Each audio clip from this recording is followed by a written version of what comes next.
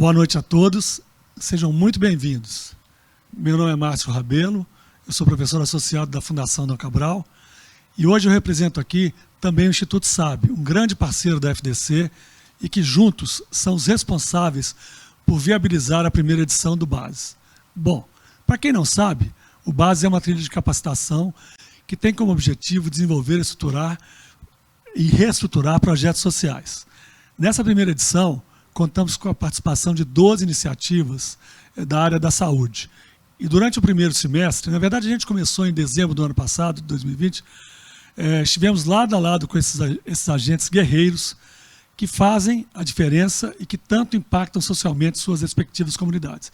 Vale lembrar que o nosso programa seria todo no ambiente presencial e com a pandemia a gente transformou tudo para o ambiente virtual. E não houve qualquer tipo de perda nesse programa. Estamos aqui hoje justamente, então, para celebrar esse importante momento.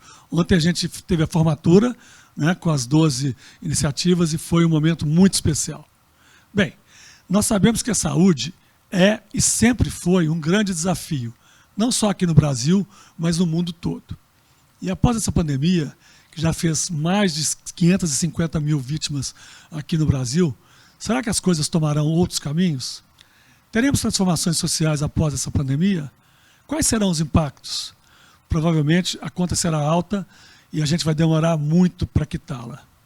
Para esclarecer, elucidar nossos pensamentos, eu tenho a honra de passar a palavra ao filósofo e escritor Luiz Felipe Pondé, que a partir de agora dividirá com a gente seu amplo e importante conhecimento durante a palestra que nós estamos chamando de a transformação social e o desenvolvimento da saúde no mundo pós-pandemia. Em seguida, eu, o Pondé e mais 2 convidados muito especiais vamos discutir mais esse tema tão importante e esperamos você aqui. Participe e mande sua pergunta.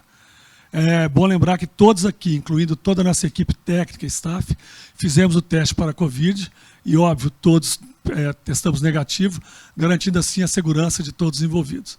Pondé, a palavra é toda sua. Boa noite.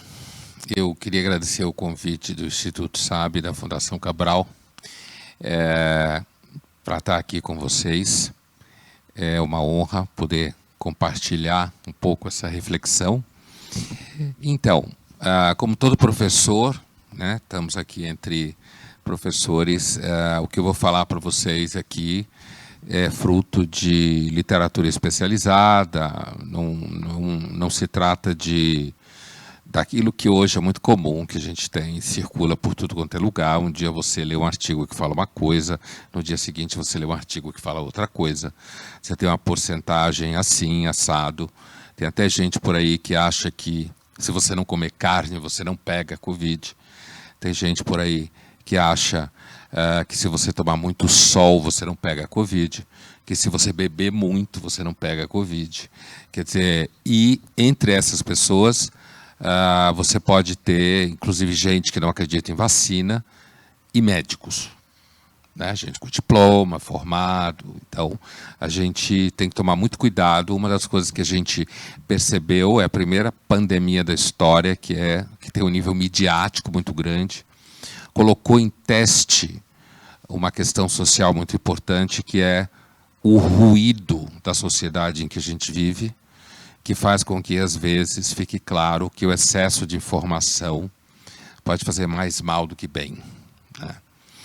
Então, eu queria focar em alguns elementos que eu acho que são importantes. Primeiro, para a gente pensar o mundo pós-pandemia, a primeira coisa que eu diria, que é um tema que eu venho já discutindo há algum tempo, é o seguinte: depois de algum tempo olhando para a história, e aí seria a primeira tese que eu defenderia aqui com vocês, é que talvez uma das melhores formas, apesar que possa parecer estranho, para a gente pensar um mundo que pode vir a acontecer daqui a algum tempo, é a gente olhar para o que aconteceu antes. Na realidade, a história, apesar que a história, não creio que ela seja cíclica, nem que ela esteja indo para lugar nenhum, não sou hegeliano, como a gente fala em filosofia, né? Mas a história mostra, primeiro, que é muito provável que dentro de alguns anos, seguindo o curso de outros casos de epidemias do mundo, bem piores do que esse, inclusive do ponto de vista de números até agora, graças a Deus, uma coisa que acontece é que as pessoas esquecem, né? É muito provável que, seguindo o curso do que já aconteceu antes, em momentos semelhantes, que daqui a alguns anos, grande parte das pessoas simplesmente não lembrem da pandemia de coronavírus no seu dia a dia. Assim como até 2 anos atrás, a maior parte das pessoas não sabia nem o que era a gripe espanhola. Não tinha a mínima noção do que ela significou. E, portanto, fora aqueles que, claro, tiveram perdas, e isso é inesquecível, cada vida é um absoluto. Eu estou falando em termos sociológicos e históricos, né, desse ponto de vista.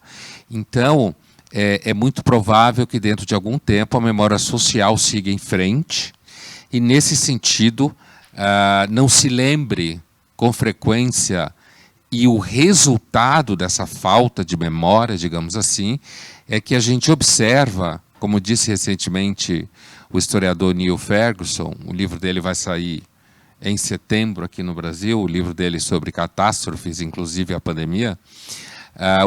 O que acontece com frequência é que a gente acaba aprendendo pouco com esses episódios. Quando eu digo a gente, eu me refiro à sociedade enquanto tal. A gente aprende tecnicamente, a gente aprende medicamente, digamos assim, né, no caso da velocidade com a qual a gente produziu vacinas, por exemplo, mas a gente não retém uma memória prática muito evidente. Uma das grandes falhas que aconteceu durante essa pandemia foi a burocracia médica em geral, na maior parte dos casos, ela funcionou muito mal.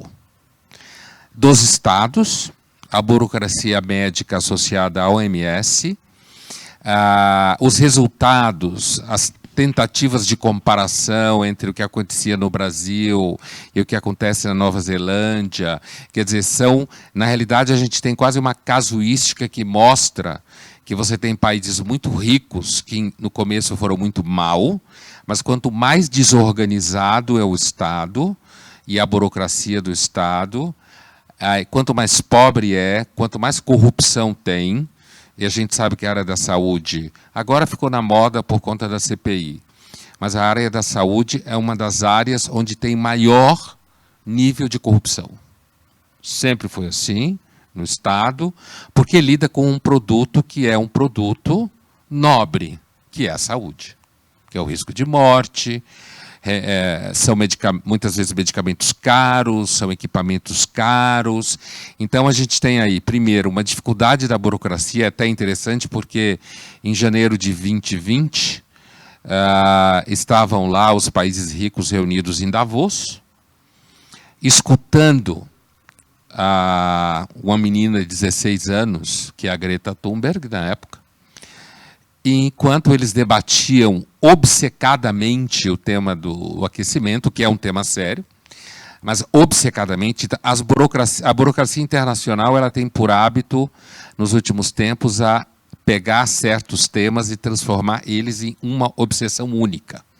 Enquanto isso estava acontecendo, o coronavírus já estava na Europa, já estava matando gente na Europa, já estava viajando de avião a jato, já estava circulando pelo mundo, e, no entanto, ainda se achava que aquilo não era tão importante. Então, essa coisa que eu queria deixar claro, que eu acho que é importante, que a literatura especializada sobre isso, é a burocracia médica dos países internacional funcionou muito mal.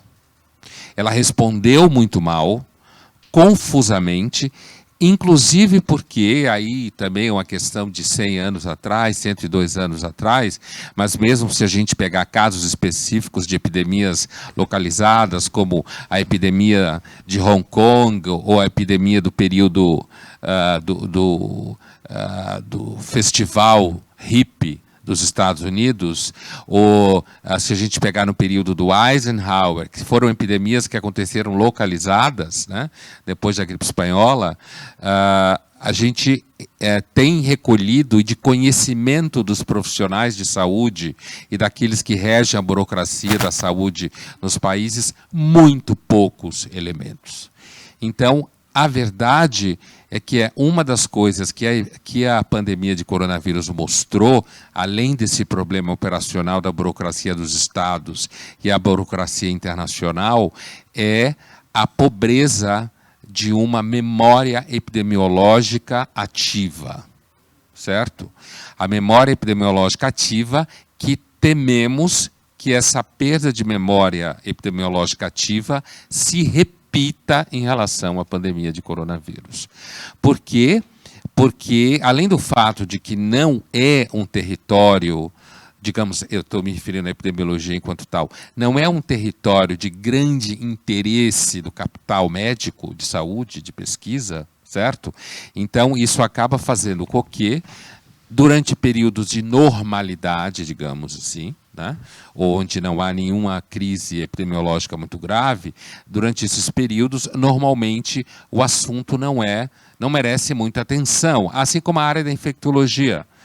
Quem vem da medicina, que trabalha com medicina ou que estudou medicina, sabe que a infecto é, digamos assim, um dos primos pobres da medicina, né? É uma carreira que normalmente não gera projeção, a menos em momentos como esse que a gente está vivendo. Normalmente não gera projeção, não gera uma carreira financeiramente especialmente rentável, gera pouca exposição pública, fora o momento que a gente está vivendo, né, de crise que a gente está vivendo. Então, no final das contas, digamos assim, o equipamento humano, né, mesmo que o problema não é só equipamento humano, não adianta nada você ter médicos capacitados e você não ter uma série de coisas em volta que esses médicos possam usar. Então, você tem... o próprio Estados Unidos foi pego de calça curta na fabricação de respiradores, porque as empresas calculavam que não era um negócio que deveria ser investido diante do fato de que ninguém acreditava que fosse acontecer uma pandemia viral dessa magnitude a esta altura, né?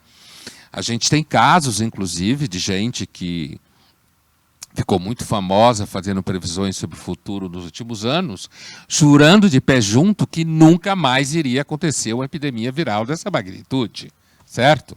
E, no entanto, isso mostra uma outra característica que eu acho que a gente pode aprender, e a minha ideia aqui é o seguinte: se a gente se pergunta o que é a saúde no momento pós-pandemia, o que a gente aprende um pouco, né, com esse processo que a gente está vivendo? Eu penso aqui a saúde, principalmente no sentido mais largo do que ela é como campo de ação social, né? Não tanto a saúde dentro do hospital, as equipes médicas trabalharam, ainda trabalham sob um enorme estresse. A gente sabe de muitos médicos que tiveram que sair de casa, hospitais que alugaram andares inteiros de hotéis para poder separar os médicos das suas famílias, né? Digamos assim, esse lado da pandemia, que gerou muita música no começo da pandemia, muita manifestação de solidariedade, a gente teve um marketing gigantesco, né? Uma outra coisa relacionada também a esse campo social, que a gente precisa ficar atento, pensando em termos de saúde social, que é o que eu estou pensando aqui, ou seja, a epidemiologia é uma área da medicina que ela tem uma face virada para a área médica enquanto tal, né?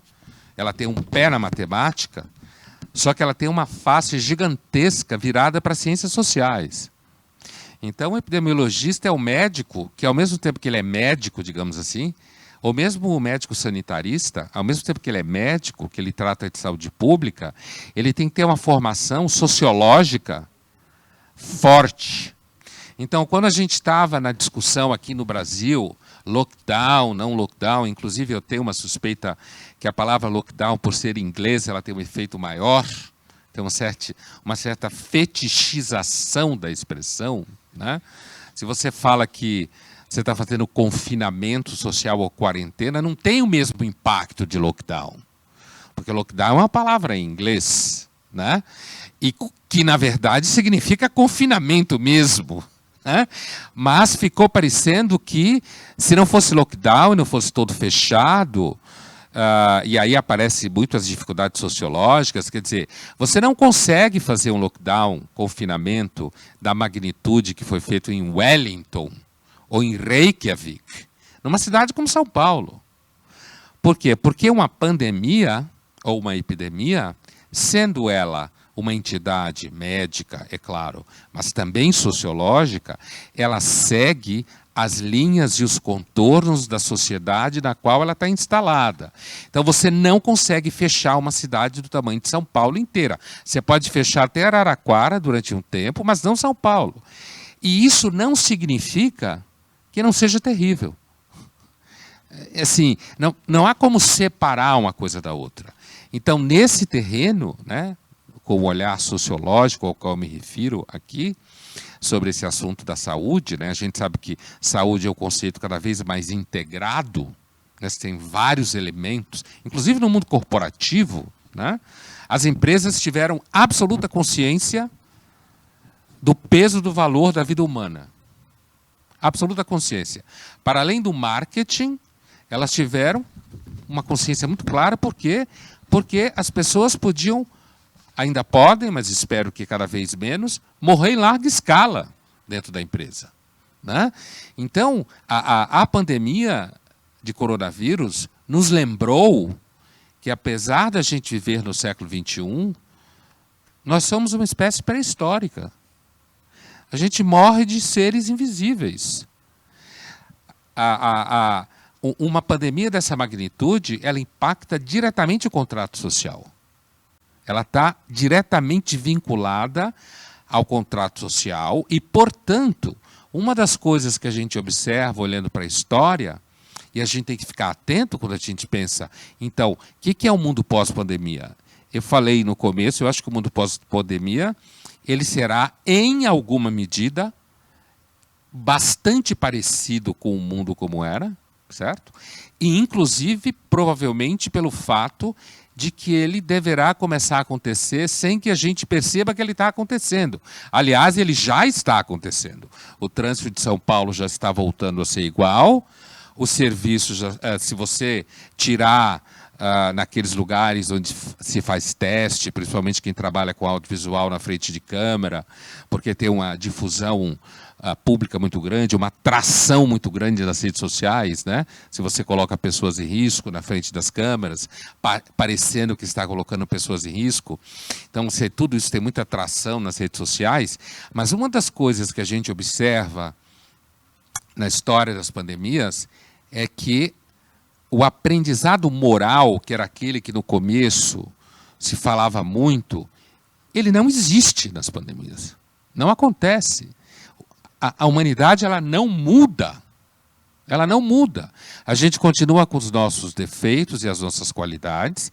Uma das qualidades que a gente tem é que a gente aprende gestão de crise. Isso a gente pode reter. Na medida em que isso impacta a cadeia produtiva, a gente consegue reter isso melhor. A gente aprende desenvolvimento técnico. Mas, por exemplo, uma coisa que ficou muito clara para todo mundo, falando aqui nós no Brasil, números altos de mortes, as pessoas se tornam simplesmente desinteressadas por grandes catástrofes. As grandes catástrofes são monótonas. As pessoas sofrem quando você tem perdas muito perto de você. Aí a gente sofre. A gente, quando tem uma pessoa muito próxima de nós, tem gente que nem acreditava na pandemia até ter alguém que morreu na família. Achava que era tudo invenção. Invenção dos chineses, né? Sei lá de quem. Então, assim, se a gente pensa, o que a gente pode, talvez, aprender que sobre dessa pandemia? Primeiro, a gente teria que aprender muita humildade em saber que nós não aprendemos tanto com a história quanto a gente devia aprender. Aliás, o próprio Hegel, que eu citei no começo, né? O grande filósofo Hegel da dialética hegeliana, que achava que a história tem um sentido, né? Ele mesmo era o primeiro a dizer que uma das coisas que a gente mais aprende com a história é que a gente não aprende com a história, né? Então, isso é importante quando a gente está falando de saúde. Por quê? Porque saúde é, antes de tudo, prevenção, diagnóstico e tratamento. Eu estou usando aqui categorias da medicina para falar do lado da saúde que tem a ver com a dimensão social, sociológica, saúde pública, lidar com isso. Eu não vejo, infelizmente, e não sou eu, nenhum grande sinal de que vai haver nenhuma grande mudança no mundo depois da pandemia. Eu dou mais um exemplo. Eu lembro no começo da pandemia que se falava muito sobre as vacinas e todos nós chocados com o que estava acontecendo. No começo ninguém acreditava que isso era o que era, inclusive porque a gente estava acostumado há algum tempo sem ter... Teve o risco do ebola na África, né? Alguns eventos nos anos 60, nos anos 50, mas você sabe, uma pandemia na África, você pode comparar com ataques terroristas. Quando você tem um ataque terrorista na África, mata 250 pessoas, isso é uma nota no jornal. Quando você tem um ataque terrorista em Paris e mata 4, você fica 6 meses falando desse ataque terrorista, né? Então, assim, é a mesma coisa com relação a esses grandes níveis de morte estatísticas, né? O Stalin falava que uma morte é uma tragédia. A estatística de mortes, milhões de mortes são apenas estatísticas. E o Stalin era um miserável, a gente sabe muito bem o que é que ele tinha em mente quando ele falava isso. Então, assim, aprender um pouco de humildade, aprender que a burocracia médica é fundamental. Isso significa que nós, no Brasil, estamos extremamente mal servidos. O Ministério da Saúde, ele funciona, ele é muito complicado, né? A gente sabe que tem desencontros dentro da burocracia do Ministério da Saúde, né?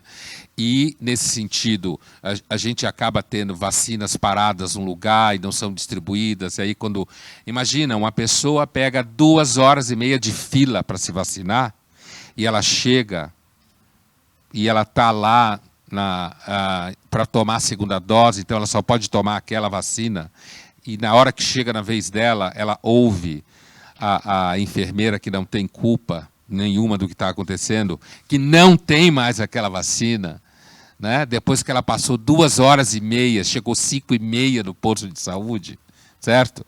Que não tem, e quando vai ter não sei, a senhora vai procurar. Eu vi isso acontecer, e muita gente viu isso acontecer, né? Então, a burocracia vai desde o nível alto até o nível mais baixo. E uma coisa interessante é que, normalmente, a grande dificuldade para lidar com esses eventos está no fluxo de informação. Então, está no nível médio. Não é? Então, por exemplo, é muito comum, ao longo dessa pandemia, se botar na conta de muitos líderes de países, sem querer dizer que eles não têm culpa no cartório. Mas, na verdade, o extrato médio da burocracia, a comunicação no extrato médio, eu daria como exemplo, usando de um clichê, o ministro da Saúde está no alto, né? Mas não é só o ministro da Saúde que é o problema é todo o extrato médio que opera dentro da burocracia. O extrato médio é mal informado, muitas vezes mal formado, muitas vezes preso dentro. E isso não só no Brasil. Eu estou falando do Brasil porque é o nosso país, a gente sabe que tem muitas dificuldades. Mas isso não foi observado só no Brasil, né? Então, a impressão que dá é que, assim, infelizmente, olhando a literatura histórica sobre esse assunto, a impressão que dá é que não dá para dizer que a gente vai sair dessa pandemia tendo aprendido muita coisa. Infelizmente, pode ser que isso mude, pela primeira vez aconteça, né? Mas não parece que vai acontecer. E como eu estava dizendo há pouco, né, começando a fechar o meu raciocínio para a gente conversar, assim, no começo da pandemia falava-se muito das vacinas. Chegou-se a se falar que as patentes seriam abertas, né, e tal.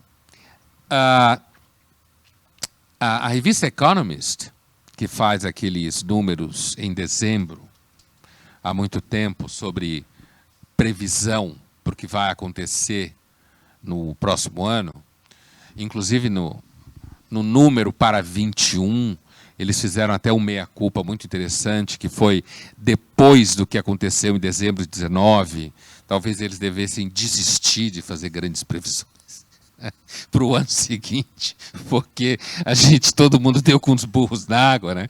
Mas a verdade é que é uma anedota deles, porque é claro que a gente consegue ter uma razoável noção das coisas que podem acontecer no ano seguinte. Porque o futuro próximo é só o presente daqui a algumas horas. Futuro próximo não é daqui 250 anos, isso é ficção científica.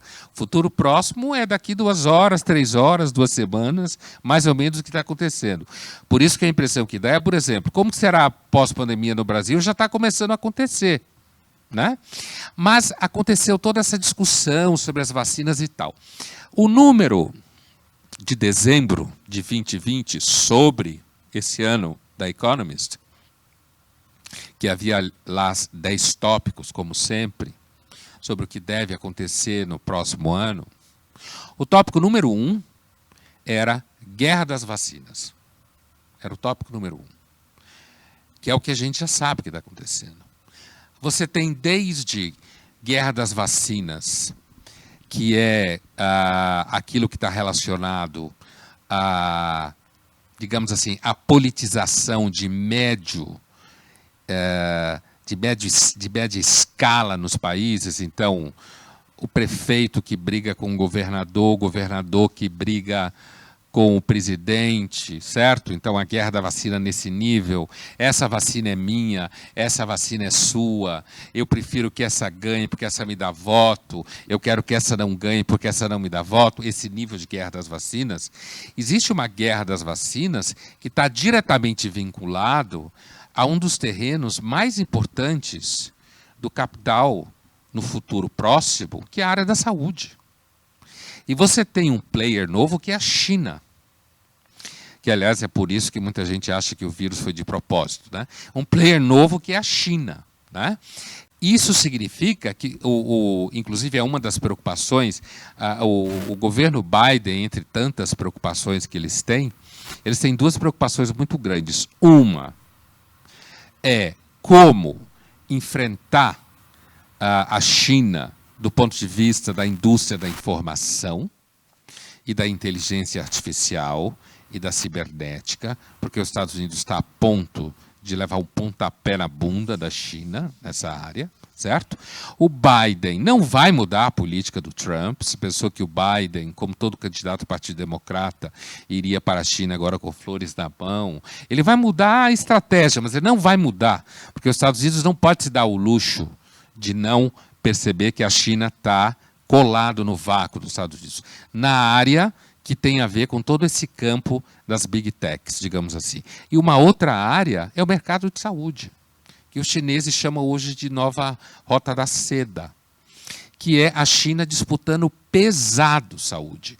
E isso já apareceu na guerra das vacinas. Ou seja, aparece até numa coisa muito interessante que todos nós aqui sabemos que aconteceu no Brasil nos últimos tempos, que foi uma verdadeira obsessão pela vacina da Pfizer, né? As pessoas confundindo vacina com Viagra com frequência, né?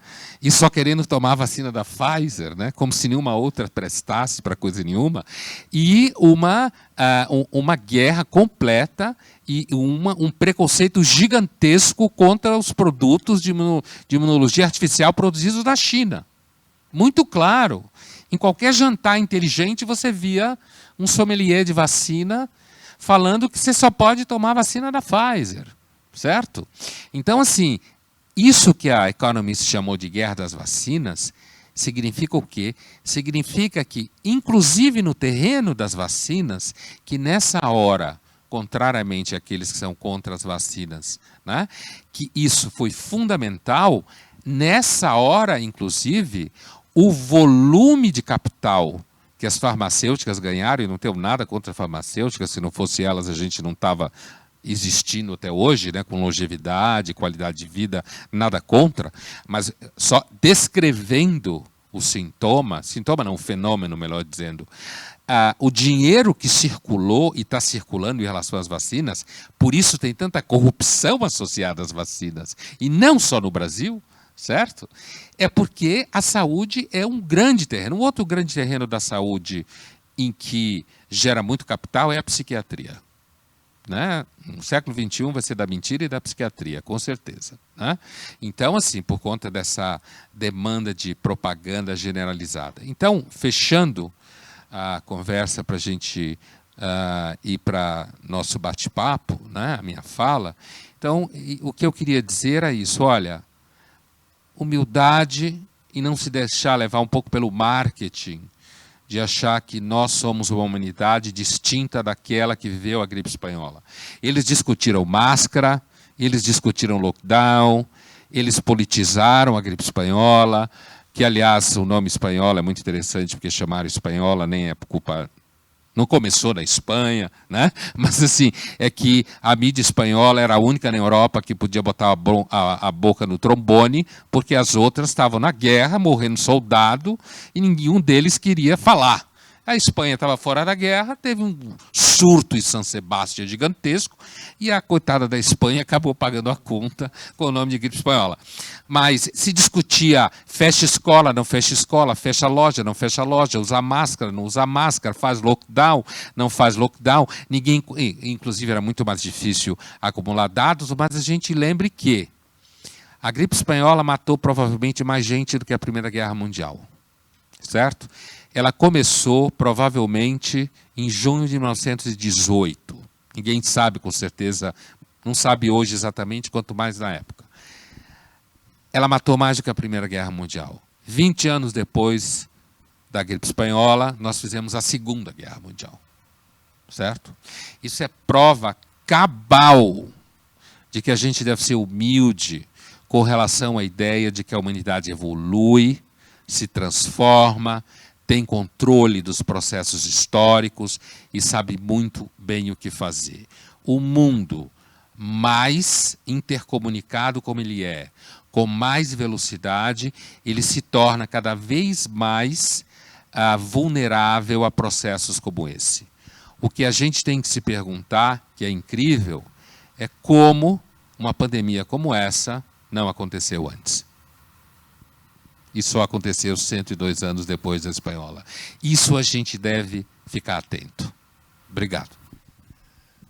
Ufa, Pondé, obrigado pelas suas reflexões, né?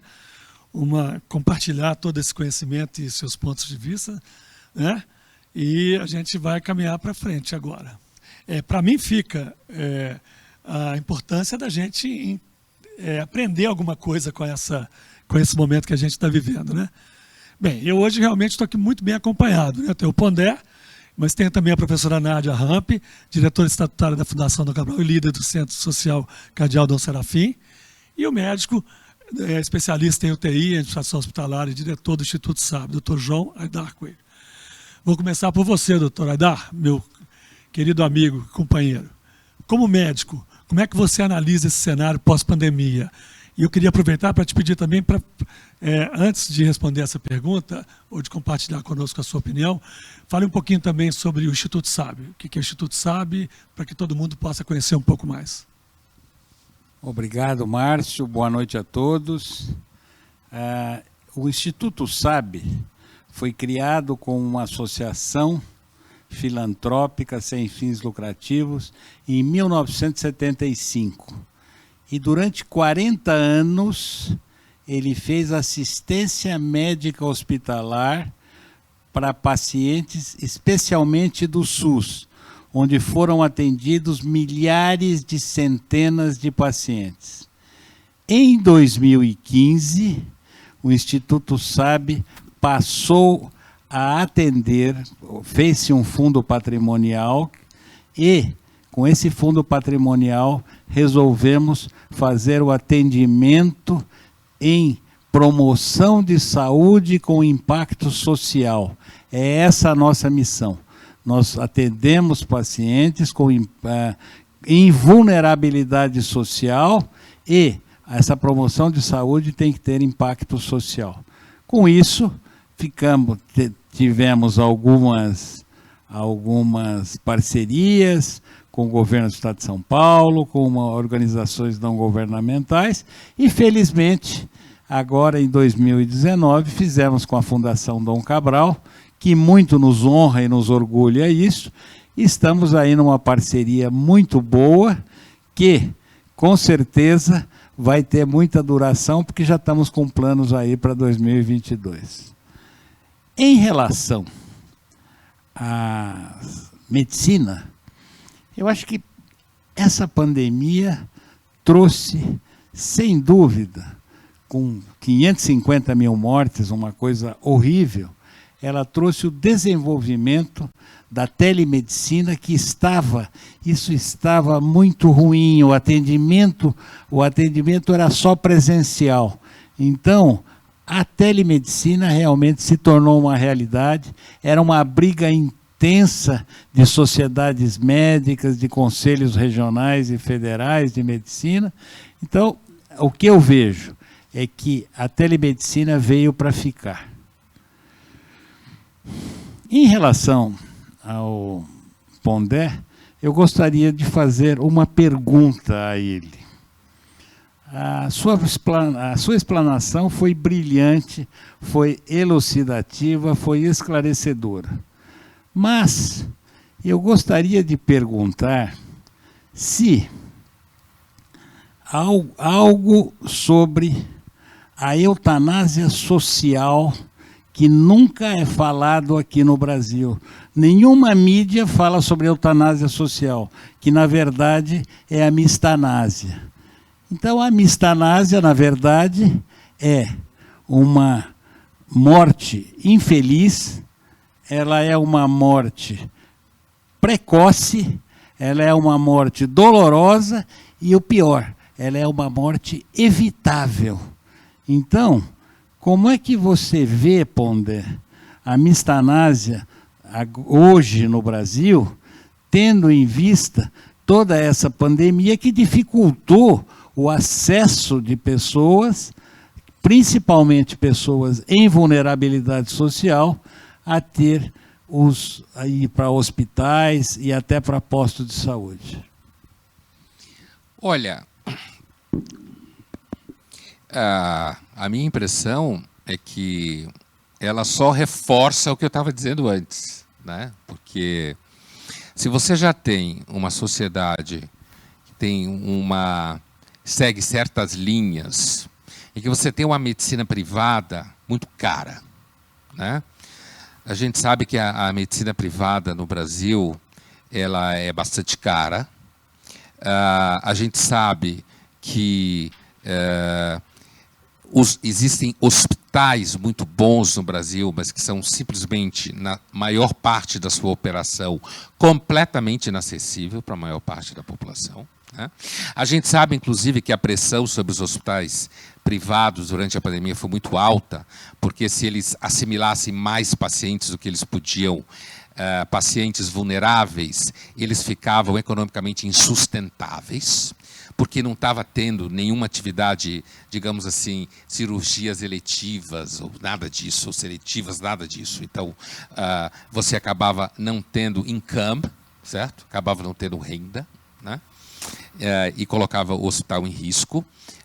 Apesar de você ter um sistema como o SUS, que é um sistema que tem, digamos assim, bastante dignidade na sua operação, nas condições dadas em que ele vive, né?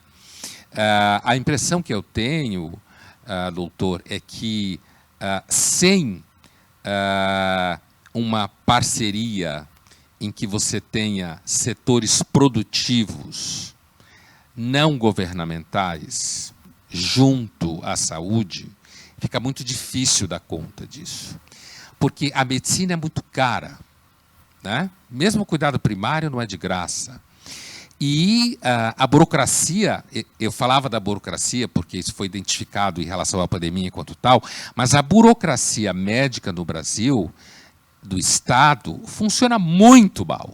É um ministério que manipula uma grana altíssima, tem um orçamento gigantesco, o que a gente sabe que atrai todo tipo de vespa, certo? Em todos os níveis do processo.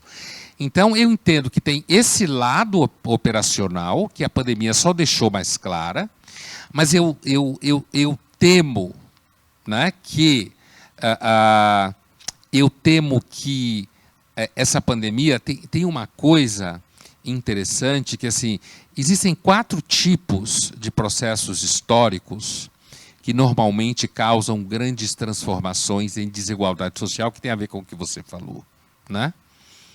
São 4 processos. Revoluções muito drásticas, como que aconteceu na China, como aconteceu na Rússia. Você tem guerra civil em nível, como aconteceu nos Estados Unidos no século XIX, em que você tem praticamente a dissolução de uma parte do Estado, né?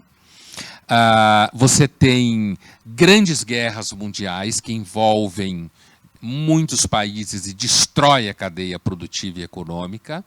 E você tem grandes epidemias. Essa epidemia, pandemia, como queira, até agora, não atingiu esse nível. Então, no nível em que ela está, e veja, tudo que eu descrevi aqui são grandes catástrofes. Então, a história parece nos dizer que grandes transformações no sentido de redução de desigualdade social só acontece quando existe um número muito alto de mortes, num espaço muito curto. É uma tragédia o que eu estou dizendo, mas não é da minha cabeça, isso são fatos. Só quando você tem um número muito alto de mortes, você tem uma destruição da elite local, você tem uma destruição da economia em larguíssima escala, você gera uma desorganização tão grande que aí pode emergir transformações e redução de desigualdade social por um tempo, talvez não contínua. Essa pandemia, até agora, ela não parece ser uma pandemia que cause isso. Pelo contrário, ela parece ser aquele tipo de evento que piora a desigualdade social, como aconteceu no Brasil, como a gente sabe, né? Então, eu penso, fora da pandemia, inclusive, que esse quadro de pessoas que morrem antes da hora, no sentido de que não precisavam morrer pelo quadro clínico que estavam, ou uma população em enorme condição de vulnerabilidade, é uma situação em que, com o governo disfuncional que a gente tem, e eu não me refiro ao governo atual, hein? A disfuncionalidade do governo, ela é mais para, digamos assim, endemia do que epidemia, certo? Então, assim, essa disfuncionalidade faz com que, se a sociedade não tem agentes que preencham esses espaços, a tendência é que continue do jeito que está. Pois é. Muito obrigado. É um tema da mais alta seriedade também, né? Bem, a pandemia está trazendo uma série de lições para a gente, né? E mostrou que a solidariedade e o poder de organização social são capazes de amenizar e diminuir as diferenças. Eu fico preocupado com o esquecimento, né, que o Pondé falou para a gente. Eu queria falar com a Nádia agora. Nádia, as mazelas sociais brasileiras foram expostas, foram desnudadas por conta do coronavírus, né? E essa distância ficou evidente, né? Driblar um vírus e, ao mesmo tempo, driblar a fome e tantas desigualdades sociais, criar e fortalecer essas redes de apoio é fundamental. O que a gente aprendeu com a pandemia nesse setor? Eu também queria te pedir para falar um pouquinho do Centro Social Cardeal Dom Serafim para a gente, por favor. Boa noite a todos. É um prazer estar aqui com o filósofo Pondé, com o nosso parceiro, Dr. João Aidar, do Instituto SAB, e com meu colega, Márcio Rabelo, da Fundação Dom Cabral. Bom, Márcio, a Fundação Dom Cabral é uma instituição de ensino, uma escola de negócios, criada há 45 anos, doutor João Aidar. Somos um ano mais novo do que o Instituto SAB. Fomos criados na Fundação Dom Cabral, em Belo Horizonte, na Universidade Católica, hoje PUC Minas, e a Fundação Dom Cabral tem uma missão de contribuir com o desenvolvimento da sociedade, capacitando executivos, gestores públicos, empreendedores sociais, organizações sociais e empresas. Conforme sempre diz o nosso fundador, a Fundação Dom Cabral atingiu a maioridade, quando ela percebeu que a atuação social ela deveria ir em pé de igualdade com a capacitação de executivos. Se nós capacitamos ao longo do ano mais de 20 mil executivos, nós devemos também capacitar 20 mil empreendedores sociais. Dada a dificuldade, dada todas essas mazelas que já foram colocadas tão bem pelo Pondé, na fala do Dr. João Aidar e na fala do Márcio, fica evidente que a atuação social da Fundação Dom Cabral, em parceria e criando um ecossistema que tenham vários atores, né, e por isso a importância dessas redes para ajudar a mobilidade social das pessoas, capacitar as organizações sociais. O terceiro setor, ele assume um papel preponderante e super importante nesse momento, principalmente as organizações sociais da área da saúde. Foi possível ver ontem, o Márcio bem disse, na formatura de 12 organizações sociais que nós capacitamos, mesmo durante o período da pandemia, em gestão, planejamento estratégico, ficou muito claro que essas organizações conseguiram passar por esse período sendo capacitadas graças à rede e às alianças que se formaram, de forma que as redes elas assumem um papel preponderante nesse momento. Para problemas complexos, dificilmente a gente vai ter soluções individualizadas. Nesse primeiro momento, quando nós vimos uma série de ações emergenciais sendo implementadas por grandes conglomerados, inclusive financeiros, fica muito claro para a gente que é a coletividade que vai conseguir dar conta do tamanho desse problema. E enquanto escola, enquanto uma instituição de Minas Gerais, que está presente hoje em todo o território nacional, eu acho que o que nos cabe, Pondé, é, de uma certa forma, não deixar que tudo isso caia no esquecimento. É diariamente debater com os nossos alunos, diariamente, enquanto estivermos fazendo os nossos mapas de riscos, a pandemia e epidemias não podem ser o último nível da tabela, do Excel. Eu acho que diariamente, cabe a essa geração que vem vivendo toda essa dificuldade e sentindo na pele que o mundo precisa de ações mais coletivas, é que nós conseguiremos, quem sabe, minimizar todo esse sofrimento. É claro que o que foi perdido, e aqui eu vou caminhando para concluir a minha ideia, o que foi perdido, dificilmente a gente recupera. E aí eu não estou falando só das vidas que foram perdidas, eu estou falando também da necessidade da gente pensar de forma mais coletiva. Obrigado, Nádia. A gente tem algumas perguntas de internautas. Ok, vamos a elas. Uma pergunta do Elton de Almeida Silva. Professor, o senhor acredita que a má utilização do conceito científico também ceifou vidas? Eu passo essa pergunta para vocês três. Vou começar pela Nádia, para ela responder para a gente. Ô, Márcio, olha, é muito difícil, Eu falo aqui pela área de educação. A gente sabe que toda a situação que a gente viveu e que a gente vai continuar vivendo passa pela dificuldade das pessoas entenderem e assimilarem os contextos. Então, num país em que a educação é deixada em segundo, terceiro e último plano, dificilmente a gente consegue dar conta de tudo. O que eu entendo é que os cientistas assumiram um papel preponderante nesse momento, principalmente as mulheres cientistas, que estão aí dominando esse momento e que estão aí na mídia, que estão fazendo um papel maravilhoso. O que eu acredito é que a educação comece a ser tratada no nosso país no local que ela deveria estar. Doutora Aidar? Bom, em termos de saúde, na verdade, o Covid-19 é uma coisa absolutamente nova para todo mundo. Tanto que, se você pegar o tratamento de um paciente há 1 ano e meio atrás, o tratamento precoce, vamos dizer, no momento que ele é internado, você tratava o pulmão, fazia algumas coisas.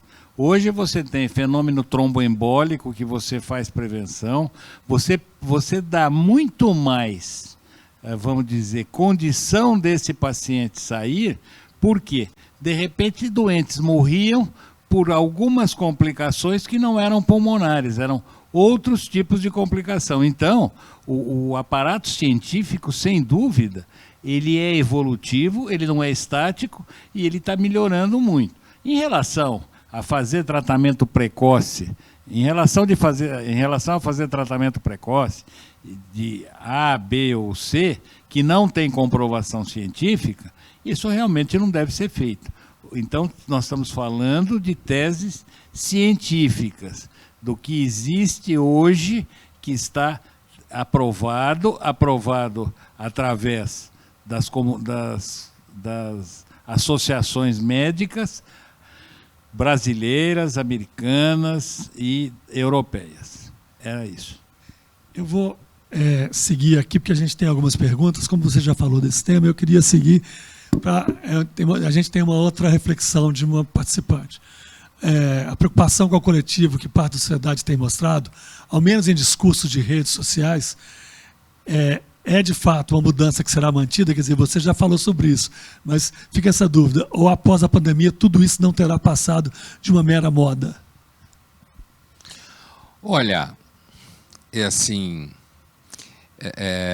é importante salientar que, digamos assim, aqueles elementos que eu discorri não são elementos do âmbito do que se fala em ciência, wishful thinking, né? Do que você deseja que seja, né? Mas, assim, olha, algumas coisas. Normalmente, nas redes sociais, coisas que têm grande tração, amanhã já não tem mais. Então, pode, se antes das redes sociais as pessoas, o esquecimento acontecia, inclusive um exemplo de uma tentativa de não esquecimento de uma grande desgraça histórica é o esforço que é feito até hoje por elementos da comunidade judaica para não esquecer o Holocausto. Esse é um exemplo, né, de uma tragédia que aconteceu há muito tempo, que já há troca de geração, e quando você tem troca de geração, normalmente se esquece as coisas, né? Principalmente quando você tem uma situação como hoje, em que se tem uma ideia de tudo que aconteceu há 30 anos atrás não serve mais para nada. Isso é bem típico da época que a gente vive. Então, eu diria que é um paradigma o esforço para se manter a memória do que aconteceu no Holocausto, né, para uma situação como essa. Eu acho que não dá para fazer uma previsão, mas se nas redes sociais, normalmente, as coisas de grande tração mudam e se esquece, não me parece que, neste caso, seja necessariamente diferente. O que a gente vai ver é o que vai acontecer daqui para frente. Agora, inclusive porque, a ver com a outra questão, é assim, uma coisa que, para mim, fica muito claro, estando há muito tempo na mídia, inclusive estando atravessando a pandemia na mídia, e inclusive toda semana com médicos e cientistas e discutindo a pandemia, é que o senso comum que se relaciona com a ciência via mídia, eu não falo nem em redes sociais, porque aí é um escândalo, mas via mídia com alguma credibilidade, não sabe o que é ciência. Ciência é um método coletivo, formalizado, burocratizado, de levantamento de hipóteses, experimentação e refutação. Isso leva tempo, leva dinheiro, vai e volta. Então, eu escutava outro dia, numa fila de vacina, né? Uma senhora que citava a revista Lancet, assim como quem citaria Fatos e Fotos algum tempo atrás, ou a revista Veja, sendo que a revista Lancet é uma revista médica inglesa de altíssima qualidade e que provavelmente, se alguém que não é do ramo lê, não entende nada. Certo? E, no entanto, falar da Lancet, eu lembrei por causa desse caso específico, se tornou uma coisa banal. Então, eu tenho a impressão que todo esse barulho das redes sociais tende a passar. Pois é, muito nessa linha. Eu acho que estou certo que a sua reflexão, ela mexeu com muitas pessoas, porque a gente tem uma outra pergunta nessa mesma linha, ou seja, né, existe um sentimento de incerteza sobre como será após pandemia. Aí eu passo a pergunta para vocês três. Vocês acham que as pessoas irão realmente rever valores e mudar seus hábitos? O Pondé, eu estou achando que ele já respondeu. Eu respondo simplesmente a partir da experiência histórica. E a experiência histórica mostra que não. A gente aprende tecnicamente. Por exemplo, quem já estava no ramo do cuidado social pode aprender, que é o que você estava falando. Pode aprender, ampliar a rede de tratamento e cuidado. Mas a população como um todo, eu quero dizer, né, essa que fica nas redes sociais, historicamente, não há nenhum indício de que ela mude e se transforme numa outra... Essa humanidade tem 400 mil anos, é pré-histórica a espécie. Não começou ontem. E aí, pegando um gancho do que você falou, e aí, Nádia, eu percebo que o nosso papel, e aí eu falo da Fundação Dom Cabral, do nosso Centro Social, do Instituto SAB, da nossa parceria, é fundamental nesse momento, porque a gente, ouvindo essas questões, e o Pondé fez uma afirmativa aqui agora que para a gente cabe muito. Nós que estamos conectados com o mundo social, a gente se desenvolveu muito nesse período, né? Eu, pessoalmente, que estou conectado, muito, muito. Então, acho que o nosso papel de fazer, de aproveitar tudo isso, quer dizer, ter um legado, olhar para a pandemia, ter um legado dessa pandemia e não deixar que isso se perca. O que você acha disso? Márcio, eu queria voltar um pouquinho antes na resposta, né, da pergunta anterior, e começando justamente por aí, né, eu começo a ver ali uma luz no final do túnel, principalmente porque nós tivemos um grande número de pessoas afetadas, né? Conforme bem disse, né, o professor Pondé, as pessoas sentiram a doença chegando perto e a morte se aproximando, né? Então, eu acredito que a gente não consegue, é lógico, não é uma mudança total, mas começa a acender uma luz no fim do túnel. Agora, como instituição que tem essa responsabilidade de contribuir com a mobilidade social, a Fundação Dom Cabral ela tem 3 segmentos de atuação no Centro Social, no FDC Centro Social Cardeal Dom Serafim. Nós trabalhamos com jovens em situação de vulnerabilidade, com projetos desenvolvidos para esses jovens, incluindo um programa robusto de concessão de bolsas de estudos, não só na Fundação Dom Cabral, mas também em universidades da graduação. Começamos agora, no período da pandemia, a formatar um programa de concessão de bolsas para cursos profissionalizantes. A gente vê um gap muito grande na educação profissionalizante, na possibilidade de gerar renda rapidamente dentro dessas organizações. Nós temos um outro segmento, que é o segmento que atende empreendedores da base da pirâmide, e aqui nós estamos falando do pipoqueiro, nós estamos falando do cara, da pessoa que vende um churrasquinho. Como que a gente consegue levar uma capacitação mais prática que ele consiga implementar agora à tarde, agora à noite no seu negócio. E, por último, o segmento que cuida das organizações sociais. Então, o que foi colocado luz, o que foi focado em função de toda a pobreza que foi desnudada, a desigualdade, cabe ao centro social e às organizações que trabalham com desigualdade social, com bem-estar, com saúde, se unirem nessa rede. E aí eu volto a insistir na necessidade de formarmos esse ecossistema. Obrigado, Nádia. Eu vou pedir para o doutor Aidar só comentar também esse ponto que a gente falou, e em seguida teremos a última pergunta, porque o nosso tempo, infelizmente, está esgotando, né? O relógio não para, né? Não tem jeito. Não, sobre o que falamos, eu acho que a humanidade tem memória curta. Esta é uma verdade. Então, mesmo os eventos adversos, ruins, a gente tem memória curta e é muito fácil. O Pondé falou sobre histórico. A gente vê na primeira abertura que teve com as crianças, com a juventude aí, sem máscara, quer dizer, ninguém estava aguentando mais ficar. Então, todo mundo saiu sem máscara. E são pessoas que vão dar continuidade da nossa... Nós já estamos no ocaso da existência. Esses meninos já estão no início.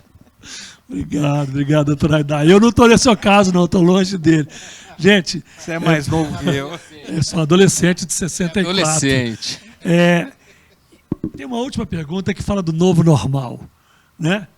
E aí, para fechar com chave de ouro, eu vou te provocar a partir de uma provocação de uma pessoa que está nos assistindo. O que é o novo normal? Que ouvimos sempre falar, mas que ninguém explica o que é isso. Você acha que tem algum novo normal? Olha, isso era uma pergunta muito comum no começo da pandemia, né? Se falava isso em todo mundo corporativo, nas escolas. E assim, inclusive o retorno às escolas está sendo nas universidades, inclusive, super confuso. E aí você vê a burocracia falhando de novo, a cadeia decisória, porque inclusive as pessoas têm medo de dizer assim, não, volta! E aí tem 3 casos de Covid no curso de engenharia da faculdade X, aí fica todo mundo em pânico. Aí pai quer processar a escola. Então, essa é a vida como ela é, né? Agora, o novo normal, se falava então, era essa coisa de que todo mundo ia home office, se falava que a cidade ia mudar completamente, as pessoas iam mudar para bairros, morar em Itu, sei lá, alguma coisa assim. É claro que pessoas... Eu acho que o conceito de novo normal, no começo da pandemia, foi um debate que era meio parecido com aquelas, sabe, que tinha aquelas granfinas que faziam stories no Instagram, passando aspirador de pó como exemplo de combater a desigualdade social, porque tinha mandado a empregada para casa. Então, o novo normal era uma discussão que era consistente no âmbito empresarial, em muitos casos, porque muita gente tinha ido para o home office. Então, você tinha ali uma situação concreta mesmo. Então, naquele momento, havia uma situação de novo normal, como ainda tem em muitas empresas hoje, em certos setores. Agora, do ponto de vista da vida das famílias, o novo normal era uma discussão que era mais ou menos como você confundir São Paulo com o Shopping Guatemi. Certo? Quer dizer, quem conseguia ir morar no interior, eu descobri como morar fora de São Paulo é lindo, morar fora de Porto Alegre é lindo. É claro, você tem dinheiro, você tem condição financeira, né? Aí você vai. Então, eu acho que é um erro muito comum, às vezes, nas discussões públicas, é a gente confundir nicho com situação social. Perfeito. Né? Então, agora, se vai acontecer algumas mudanças, algumas empresas podem descobrir que certos setores podem operar de forma custo-benefício melhor, produtividade melhor, num ambiente de trabalho que não seja no escritório. O home office pressiona muito a vida familiar, destrói casamento, certo? Como todo mundo sabe. Porque o home office fica misturado, a internet nem sempre é boa, a casa não é grande, um trabalha na cama, o outro trabalha na sala, e tem que fazer negociação para para quem vai usar o espaço que não é a cama. Então, assim, o novo normal, eu acho que foi uma expressão usada no começo da pandemia para descrever uma experiência de grandes corporações que, de fato, tiveram, e órgãos do Estado, de mandar as pessoas para trabalhar em casa, diminuir a circulação, foi necessário. Agora, o novo normal, como o mundo será para sempre diferente, acho que aí é de novo uma certa ilusão. No fundo, sabe, eu acho que assim, uma certa...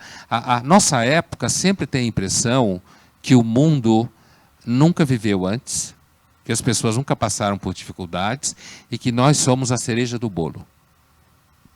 Ou seja, que a gente não aprendeu com o passado, né? Não, a gente acha que o passado sei lá, é sempre uma Brastemp antiga que não serve para nada. Pois é. Gente, ficaríamos aqui mais 1 ou 2 horas conversando sobre isso, mas nosso tempo chegou ao final. Eu queria agradecer muito o Pondé, né, eu que agradeço. Pela sua participação conosco, por essas provocações, por essas reflexões. Obrigado, foi Nádia, um prazer. Querida, obrigado pela sua presença. Foi um prazer, Márcio. Foi um prazer. Muito obrigada. Vai dar também. E muito bom estar aqui. Em nome, então, da Fundação Dom Cabral e do Instituto Sábio, eu queria agradecer a todos pela participação, pela audiência e desejar uma ótima noite para todos e que a gente reflita sobre o que foi dito aqui, né? Não vamos perder esse legado positivo que pode ficar para nós. Muito obrigado a todos, boa noite. Muito obrigado, boa noite. Boa noite.